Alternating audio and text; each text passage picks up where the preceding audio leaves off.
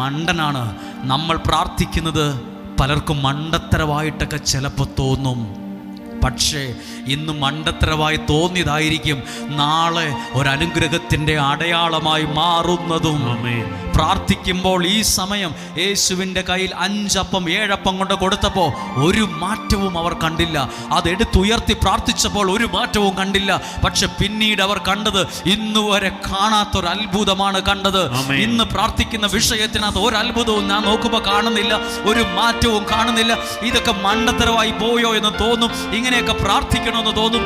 ഇന്ന് പ്രാർത്ഥിച്ച വിഷയത്തിനകത്ത് ഇന്ന് ഒരു അത്ഭുതം നടക്കുന്നത് കണ്ടില്ലേലും നാളുകളിൽ നീ കാണാൻ പോകുന്നത് ആർക്കു വേണ്ടിയും ദൈവം ഇന്ന് വരെ ചെയ്യാത്ത ഒരത്ഭുതം ആ വിഷയത്തിനകത്ത് ദൈവം എനിക്ക് വേണ്ടി ചെയ്തിരിക്കും.